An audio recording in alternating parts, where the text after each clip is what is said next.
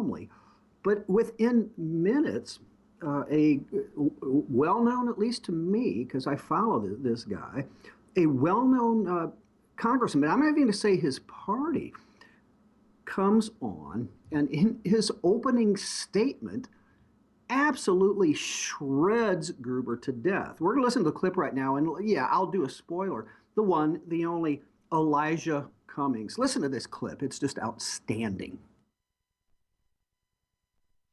As far as I can tell, we are here today to beat up on Jonathan Gruber for stupid, I mean absolutely stupid, comments he made over the past few years, and then drill and grill Administrator Taverner about what appears to be an inadvertent mistake in reporting ACA enrollment numbers. This may be good political theater, but it will not help a single American get health insurance. It will not help a single person get well. It will not help a single person get the care that they need. Let me be clear, I'm extremely frustrated with Dr. Gruber's statements. They were irresponsible, incredibly disrespectful, and did not reflect reality, and they were indeed insulting. I was in Congress when this law was debated, and Dr. Gruber does not speak for me or the chairman of the other committees who worked tirelessly on this bill. We debated this legislation for nearly a year before it was finally passed and signed by the president. We held 79 hearings and markups in the House of Representatives alone. Never once did I believe or did anyone suggest that we were somehow hiding our goals from the American people. But worst of all, Dr. Gruber's statements gave Republicans a public relations gift in their relentless political campaign to tear down the ACA and eliminate health care for millions of Americans. Many Republicans. So something happened there. Jessica, are we live? Yeah, we totally are. It looks like the clip just like ended right mid-sentence. Yeah, that's okay. Yeah. So, Michael, you're there, right, brother? Yes, I'm here. God, man, that was amazing. He and obviously he had to throw in the Republicans are going to do this and Republicans are going to do that. But not only did he hit Gruber hard, but he even his comment, which you could tell he was pissed. What Gruber has done, to paraphrase the great Elijah Cummings, is now he has given Republicans, evil Republicans, ammunition for which to attack and continue to try to destroy Obamacare. But listen, I've listened to this guy in the past, the IRS stuff, the intelligence stuff, Benghazi. This guy is so much of a water carrier for everything related to the administration. I thought it was fairly incredible that he would come right out of the box and just hammer Gruber. I hear what he was saying with all of that. Methinks he protests a bit too much. So what I heard was blah, blah, blah, blah, blah, blah, blah. We got caught. Blah, blah, blah, blah, blah. We got caught. Blah, blah, blah, blah, blah. I'm really embarrassed that we got caught. Blah, blah, blah.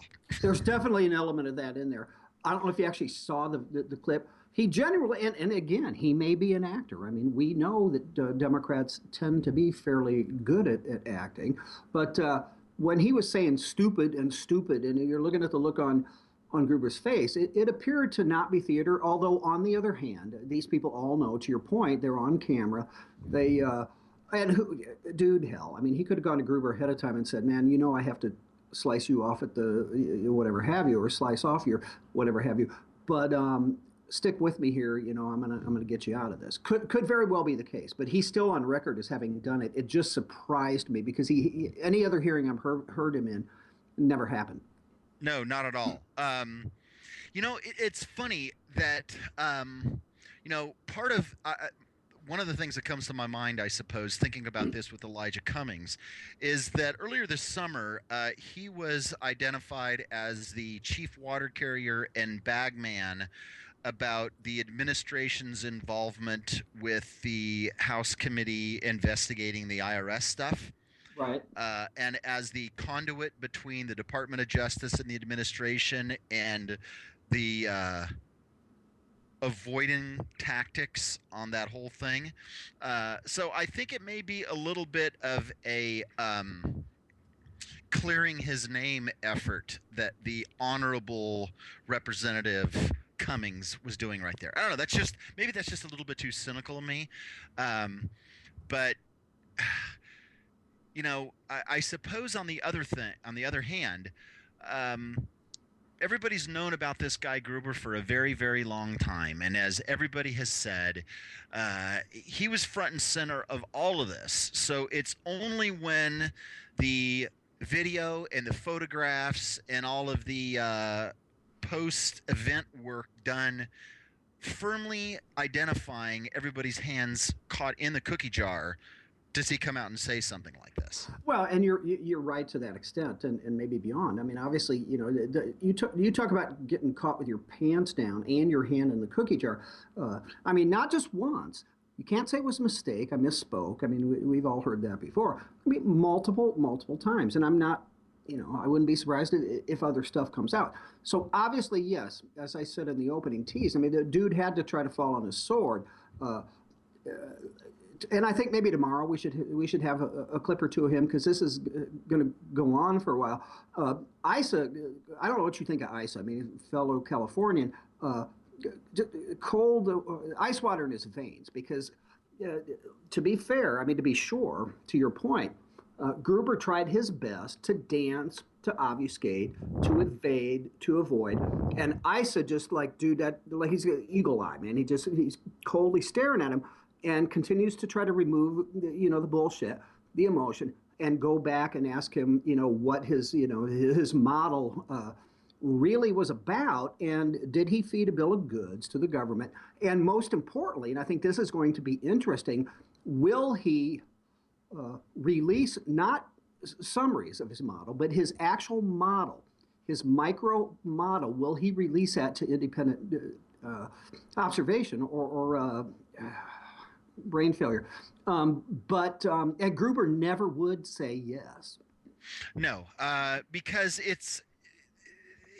I mean, all of this is public theater, man. I mean, of course that's what they did. I mean, I'm reading through upon consideration there of what Elijah Cummings had to say. And the only thing that's actually substantial that he says, the only thing that to me has any sort of meaning and ring of truth of it, worst of all, and I don't think we actually got to this part on the clip because it got cut off. But worst of all, Dr. Gruber's statements gave Republicans a public relations gift in their relentless political campaign to tear down the ACA and eliminate health care for millions of Americans. That right there is the only thing that they actually care about. There's no question. I mean, and Gruber, being what we used to call his social style back, back in sales training and stuff, that dude is. You talk about ice water in the veins. I'm sure he was coached. He was maybe recorded on. You have to go out there and act like you have just committed the worst crime in the history of the planet. You got to be believable. Okay, that didn't work. Take two. We got to do that again. Look, he had to be coached. Oh, absolutely. And here's the thing: is what this whole episode to me does is it lays bare the ultimate condescension of a political vision that defers individual decision making and defers individual responsibility to a group of well-educated, fully enlightened betters, because that's what this whole thing is about, right? And when you do that, you're gonna get necessarily people that, when they're making decisions for others, when they're given the opportunity to make make policy for the benefit of the collective. There is going to be a condescension towards flyover country, the unwashed masses who are unable to make decisions for themselves and unable to see the light. Gun and Bible clingers, man. Yeah, exactly. And it's going to create opportunities for guys like this and conversations like this, comments that Gruber made. That is completely and totally expected, no question. You know what I think? What I think is interesting about it. I mean, operative word you said there, or phrase, making decisions for the betterment or for the collective, and therein lies, I think, one of the liberal tenets: the ends justify the means. They didn't give a damn if they lied. They didn't give a damn if they, Americans are, the majority of them, Michael, that you just described, excuse me, way too simple and stupid to understand what we're doing to them. That's right. Exactly there. But listen, real quick.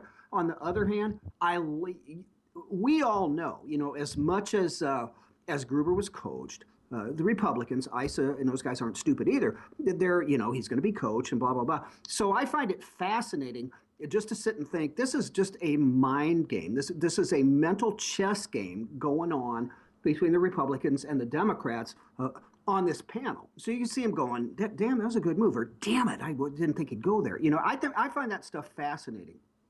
Oh yeah, absolutely. It's fascinating in if you have an opportunity to see a car accident happen from 10 feet away in person type of way.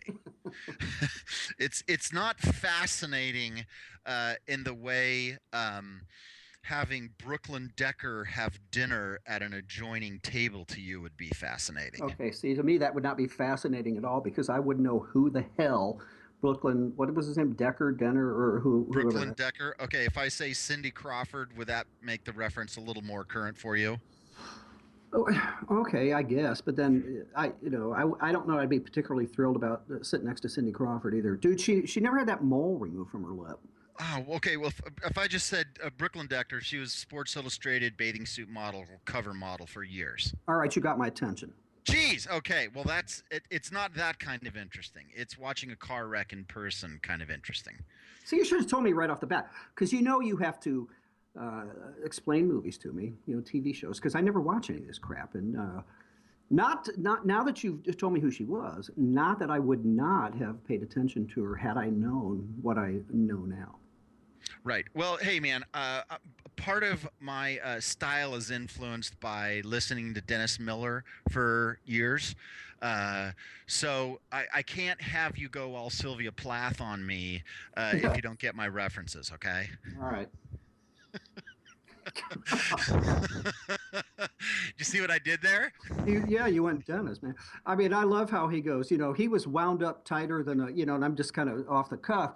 And you watch his segments on O'Reilly, right? I mean, you can hear not only O'Reilly laughing his ass off, but the entire studio crew just can't handle Miller sometimes. He's just that hilarious in such an obscure way, which is his genius. Yep, absolutely. And I'm endeavoring to try to do that in a, albeit far more mediocre manner. Dude, you got to work with what you got. Yeah, that's exactly right. All right, you got to take us out, man. Okay, so please hold on. Right after the break here, Kurt Schlichter is going to be our special guest, and we're going to rock and roll with Kurt for a little bit. There's a few things for us to talk about. And after that, please call in 412-567-6879. Also, and this is important, I've got my Twitter feed up right now. So if you want to interact and comment on what we're doing, I will certainly read your tweets on the air, and we can interact that way. You have been listening to The Right Mics with Mike Hausum and Michael Miller, both, as of today, heterosexual male Caucasians, being expertly managed and produced by our back amongst us again, producer Jessica.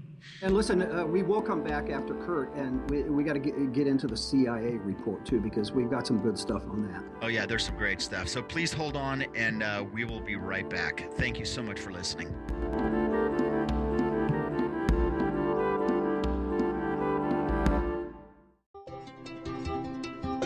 At Independent Journal Review, we publish news that is objective.